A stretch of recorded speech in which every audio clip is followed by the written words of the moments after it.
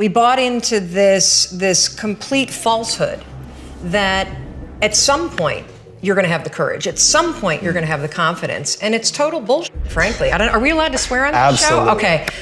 It's complete garbage. And so there are so many people in the world, and you know, you may be watching this right now, and you have these incredible ideas, and what you think is missing is motivation. And that's not true. Because the way that our minds are wired, and the fact about human beings is that we are not designed to do things that are uncomfortable or scary or difficult. Our brains are designed to protect us from those things because our brains are trying to keep us alive. And in order to change, in order to build a business, in order to be the best parent, the best spouse, to do all those things that you know you want to do with your life, with your work, with your dreams, you're going to have to do things that are difficult, uncertain, or scary, which sets up this problem for all of us.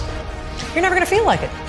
Motivation's garbage. You only feel motivated to do the things that are easy, right? Why do you think that is?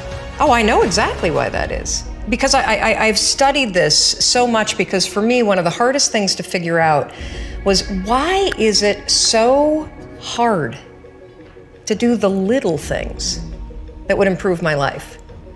And what I've come to realize, and what we'll talk a lot about today, is that the way that our minds are designed is our minds are designed to stop you at all costs from doing anything that might hurt you. And the way that this all happens is it all starts with something super subtle that none of us ever catch. And that is with this habit that all of us have that nobody's talking about. We all have a habit of hesitating. We have an idea, you're sitting in a meeting, you have this incredible idea, and instead of just, saying it, you stop and you hesitate. Now, what none of us realize is that when you hesitate, just that moment, that micro moment, that small hesitation, it sends a stress signal to your brain. It wakes your brain up, and your brain all of a sudden goes, oh, wait a minute, why is he hesitating? He didn't hesitate when he put on his killer spiky sneakers. He didn't hesitate with the really cool track pants. He didn't hesitate with the NASA t-shirt. Now he's hesitating to talk, something must be up. So then your brain goes to work to protect you. It has a million different ways to protect you. One of them is called the spotlight effect. It's a known phenomenon where your brain magnifies risk. Why? To pull you away from something that it perceives to be a problem.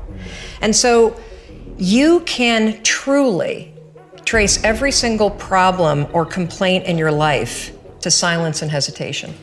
Those are decisions. And what I do, and what's changed my life, is waking up and realizing that motivation's garbage. I'm never going to feel like doing the things that are tough or difficult or uncertain or scary or new. So I need to stop waiting until I feel like it.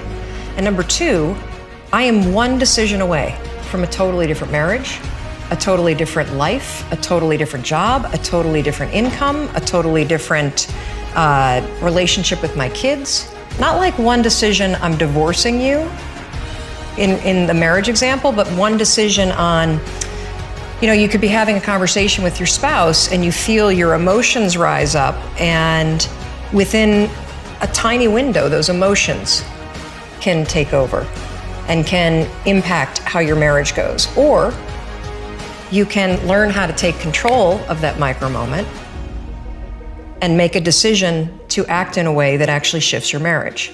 Your life comes down to your decisions, and if you change your decisions, you will change everything. When I was 22, right after I graduated from Dartmouth, I was so focused on making everyone happy that I almost chose the worst possible career for my personality. It's not a bad career, it just would have been horrendous for me. I was interested in the environment, so I decided, I'll go get a law degree, and then I'll go work in Washington. And I think maybe I'll work on environmental policy, and I'd probably end up in some cube farm. And everyone was thrilled with the plan. Everyone, it turns out, but me. So here I am, I'm driving a U-Haul across country to go to law school and to get a degree in environmental law. And something started to gnaw at me. And with every single mile that I drove, my thoughts were getting louder and doubts were starting to pour in. My gut was telling me, Mel, turn the damn U-Haul around. But the problem was that everything was already in place, right? I mean, I'm already in the U-Haul. The thing is already packed. I'm already 10 miles into my drive. The tuition had been paid for the first semester. I had signed a lease. I mean, I could not undo these things. Isn't that why it's so difficult for you to make changes in your life? Because you think that things can't be undone? The fact is, any excuse that you come up with, you can undo. Tuition can be reimbursed, apartments can be leased, Plan B can be invented. So I got up, I repacked that U-Haul, and I drove out of town. I let myself make a U-turn in life. If you ever find your gut battling your head, save yourself the drama. I guarantee you your gut is right. Guarantee you your excuses can be undone. And I guarantee you you can make a U-turn in your life right now if you want to. You can be asking for assignments that are above your level. So there's work that you do at your level, and then there's work that you do above your level. And the only way that you're going to be promoted to do work above your level is A, if you can demonstrate that you're capable of doing the work at your level, and B, if you are proactive in seeking out opportunities that expand your capability and give you a chance to work above the level that you're at. Nothing's going to happen unless you take that initial action.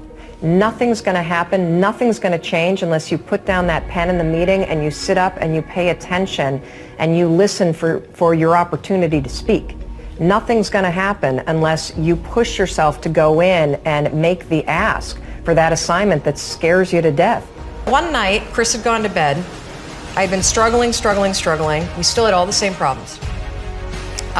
We still had a lien on the house, still facing bankruptcy, still fighting like crazy. I was still unemployed. They still hadn't figured out like the solution yet for the business. And I was about to turn off the TV, and there on the TV, there was this rocket launching, and I thought, oh my gosh, that is it. I am gonna launch myself out of bed like a rocket ship, like NASA right here had launched me out of that bed. And I'm gonna move so fast that I don't think. I'm gonna beat my brain. Now, here's a really interesting point. I talk a lot about your instincts and inner wisdom. And we can get into this a little bit later, but a lot of us talk about the fact that you have a gut feeling. But what all this research that I've done for the book and all the speaking that I do, what I've discovered that's fascinating is actually when you set goals, when you have an intention on something that you want to change about your life, your brain helps you. What it does is it opens up a checklist, and then your brain goes to work trying to remind you of that intention that you set. And it's really important to develop the skill, and I say that word purposefully, the skill of knowing how to hear that inner wisdom and that intention kicking in and leaning into it quickly. So for me, my brain saying, that's it, right there, move as fast as a rocket, Mel. I wanted to change my life. And I think most people that are miserable or that are really like dying to be great and dying to have more, we want to change. We want to live a better life. We want to create more for our families. We want to be happier. The desire is there. Again, it's about how do you go from knowledge to action. So the first thing in this story that's important is realizing that the answer was in me. And my mind was telling me, pay attention. Could have also been the bourbon. I had a couple of Manhattans that night. But anyway, the next morning, the alarm goes off, and I pretended NASA was there. It's the stupidest story. I literally went 5, 4, 3, 2, 1. I counted out loud, and then I stood up. And I'll never forget standing there in my bedroom. It was dark, it was cold, it was winter in Boston. And for the first time in 3 months, I had beaten my habit of hitting the snooze button. I couldn't believe it, and I thought, wait a minute. Counting backwards? That is the dumbest thing I've ever heard in my entire life. Well, the next morning I used it again and it worked. The next morning I used it again and it worked. The next morning I used it again and it worked. And then I started to notice something really interesting. There were moments all day long, just like that 5-second moment in bed, where I knew, knowledge, what I should do. And if I didn't move within 5 seconds, my brain would step in and talk me out of it. Every human being has a 5-second window, might even be shorter for you. You have about a 5-second window in which you can move from idea to action before your brain kicks into full gear and sabotages any change in behavior. Because remember, your brain is wired to stop you from doing things that are uncomfortable or uncertain or scary. It's your job to learn how to move from those ideas that could change everything into acting on them.